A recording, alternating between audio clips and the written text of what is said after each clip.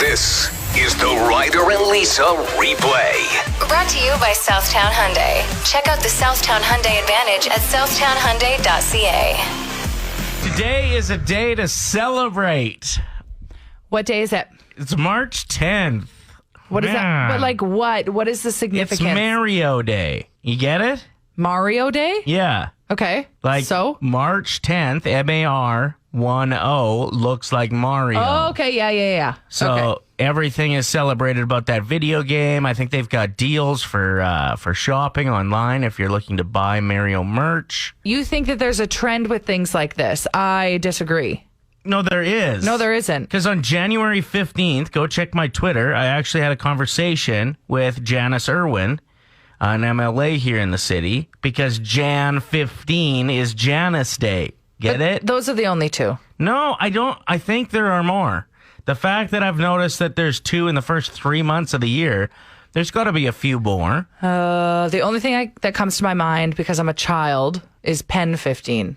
No, Lisa, there's no month that starts with pen. Penuary? No, the forgotten that's month? not a thing. This one's I was trying to think of another one to win this argument. Because there's nothing. This one's close. Do you know anybody named Dell? No. Dell Curry, Steph Curry's dad. Dell. December 11th, so DE11 would be Dell Day. Yeah, but it's DEC. Yeah, that's why that one was on the fence. I was on the fence on that. But I gotta think there are other dates that, like, is somebody's name Seppus? No. Yes, for September 15th. Ryder, this is such a stretch. No, Give but it up. It's fun. It's cool that today is Mario Day. But let's just end it there until we can circle back to January 15th. So drop it. This is a really good idea, especially if you own a little coffee shop. There is a man named Pete in Chicago, and he owns this tiny little coffee shop at a Chicago train station. And every year he tries to get as many donations of warm jackets as possible for the homeless. And he will hand them out to people on the streets with fresh coffee. So this is his 7th year in a row of doing it. And it started out with like 300 jackets. And then it finally got up to 3,000 jackets in this little tiny coffee shop. I'm hoping that he's storing them somewhere else, though. Yeah. I mean, he's probably got a big back room or something. So cool. Tell me something good. For him, what a cool story. Yeah. Mine is about Canada Post. They're giving free prepaid postcards to every Canadian household to help citizens stay connected for the last leg of the pandemic. Let's hope it's the last leg.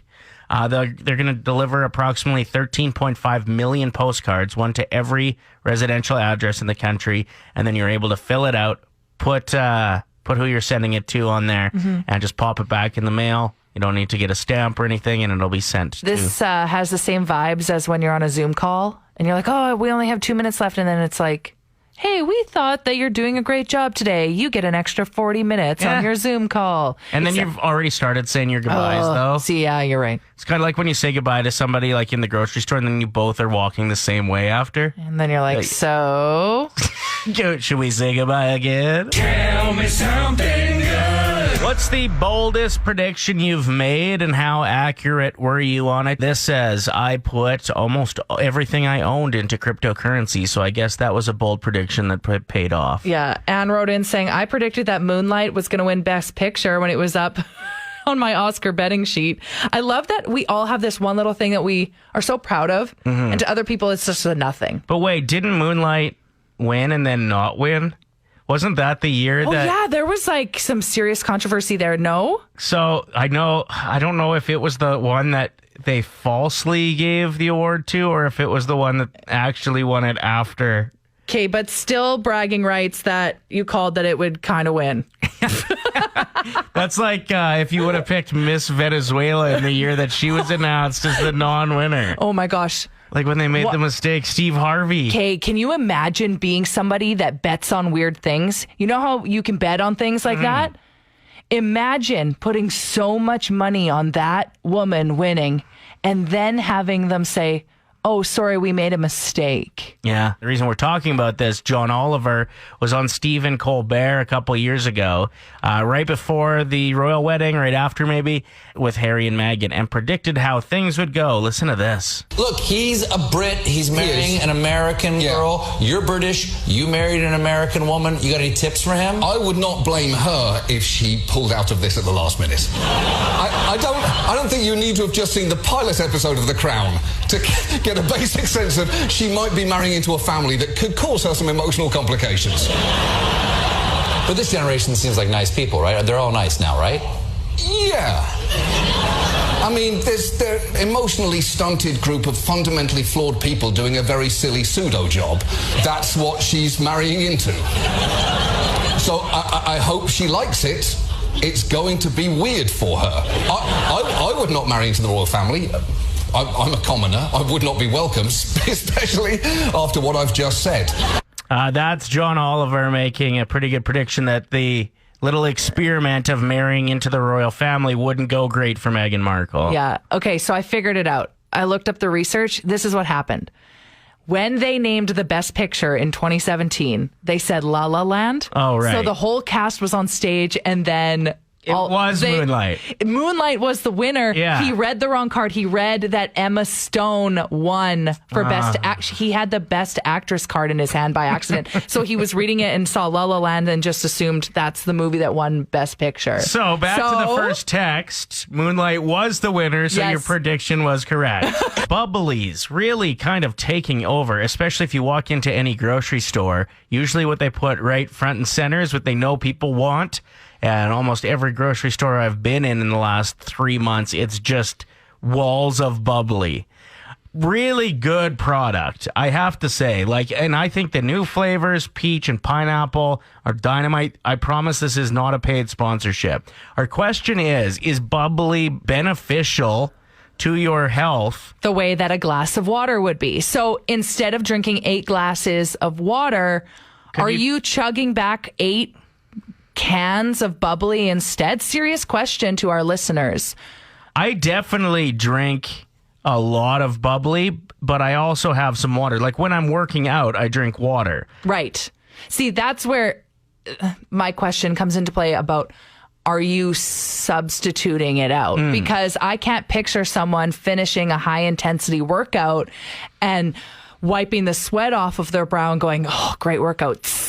Go. Well, like I don't know. Bubbly? I like when I'm sweaty and exhausted, cracking a beer is pretty good. I could see cracking a bubbly being fairly refreshing. Don't you find it so strange? But I don't drink it first thing in the morning. I don't drink it before bed. Those are still water zones. Right. Like people that bring a bubbly to bed at night, they exist. But I think I've replaced bubbly like with just drinking pop. I don't do that much anymore. That's fair. I'll still drink pop in like a mix if I'm drinking rye or whatever. No, don't get me wrong. Bubbly is one of the best things to ever happen to the drinking industry. The question is, though, is carbonated water, I suppose, and especially flavored carbonated water, as good for you as water? And this, I found, it says, water is absorbed more quickly than sparkling or carbonated water, but once it's absorbed, the effects and the benefits are the exact same.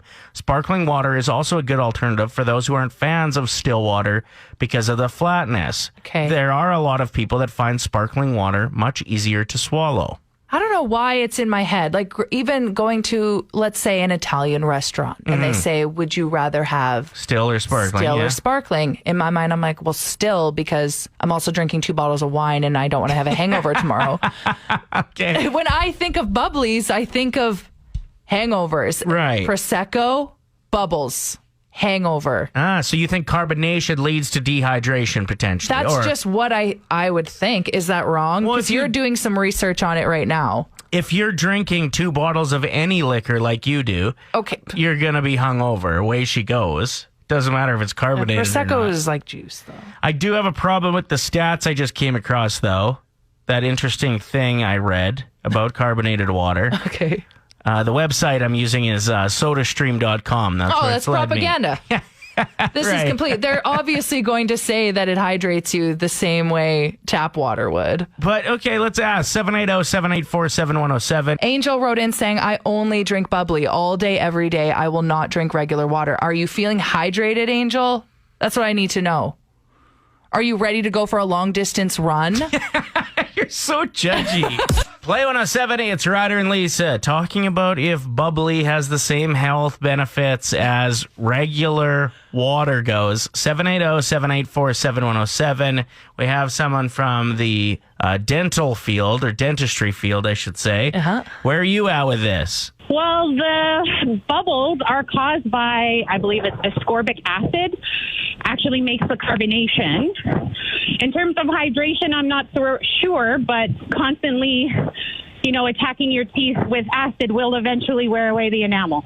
Okay, good to know. Thank you very much. We appreciate You're it, welcome. Nikki. So I can only imagine that acid also gets into your stomach and probably isn't as good as normal water is. That I feel like that would be safe to assume. Yeah, I agree. Play 107. Crazy when you come out of a pandemic, which it looks like that's the route we're on.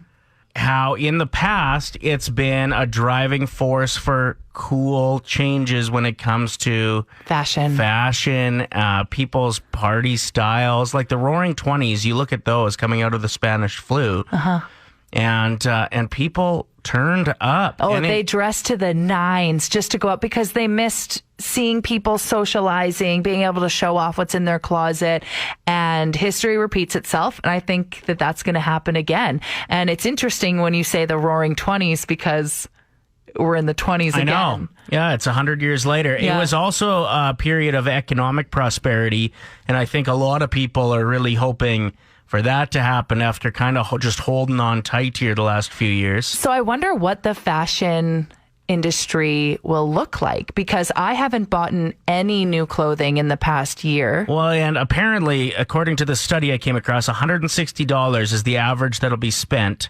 on going out outfits. My assumption is it's going to be a lot more comfier style. There's actually some defining outfits that change through history. I remember I learned that I'm obsessed with like the Victorian age. So that ended in around 1901.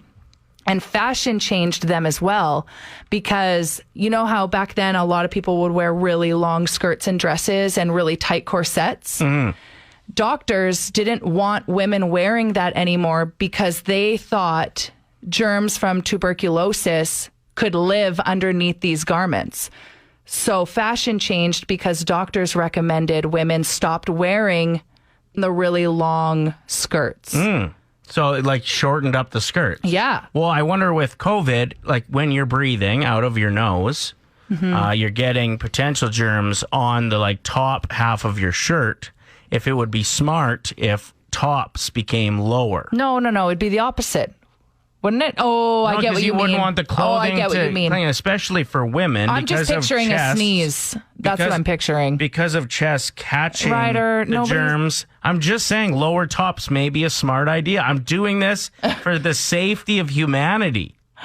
Okay, there was a study done as well where people polled, I think it was 25%, 24% of people have already picked out their outfit. Like 15% already plan their outfit for their first like big outing, and 45% of people plan to go all out. I want to know how many people have tried on their clothes that they plan to wear after, just to see if they still fit.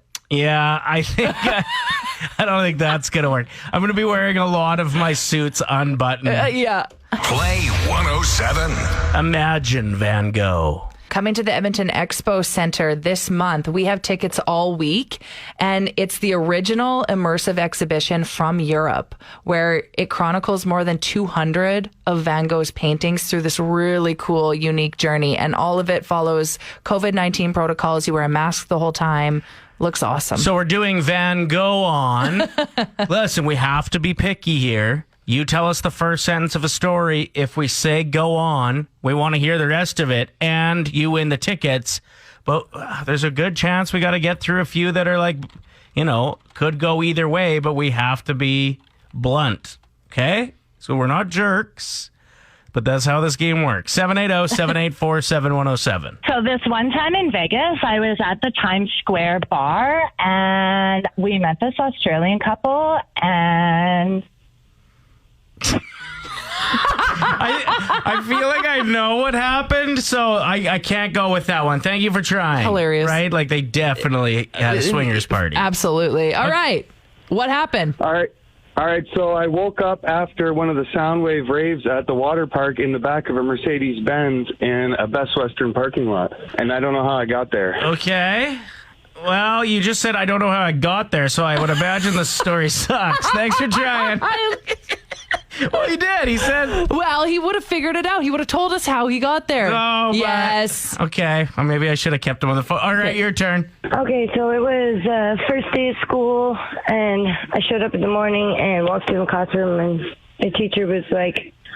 Kid stories always sound like they're going to be fun, but it's not going to be intense or interesting. Next. Oh, wow. Okay. Sorry. Your turn. Sorry. I was 3 weeks after giving my birth to my son, and I couldn't feel my left arm or my left leg. It froze up. Van, go on.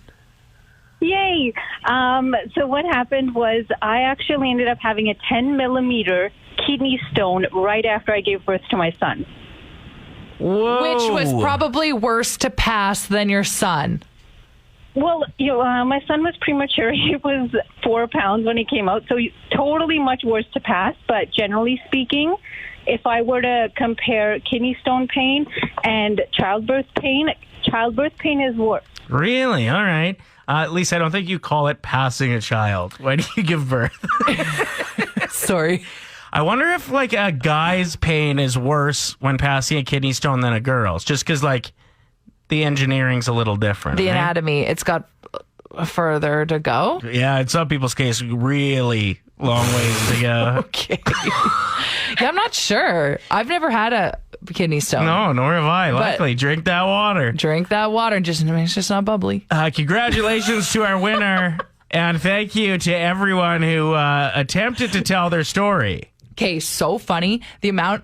All of the calls that came through are texting in now saying, okay, you guys wish you could have heard the rest of my story. Really? They're threatening us. Well, it's not that the story was bad, right? It's that the lead up had to have the, like, perfect hook, the clickbait almost. Right.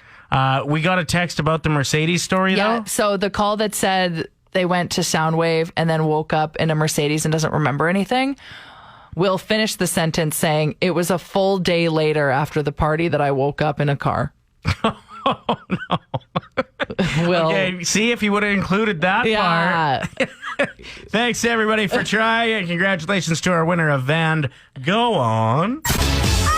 Did you by chance catch Jimmy Fallon's breakdown of the shots and how you need one from some companies and two from others? No. Really funny stuff. So okay. This was, I think they did this right after Johnson & Johnson got approved down in the States, which is just a one-shot vaccine. And that's what he starts talking about. They actually released an official statement explaining their vaccine. They said, you only get one shot. Meanwhile, Moderna and Pfizer are jealous because their vaccines take 2 shots. So they released a statement that said, but people don't really care which shot they get as long as it works. They're just like... So Moderna, Pfizer, and Johnson & Johnson put their differences aside to release this statement. It's really cheesy, but it's totally something I could see you putting together as well, so I support it. Is that a compliment? I think so. Ryder and Lisa. Brought to you by Southtown Hyundai. Play 107.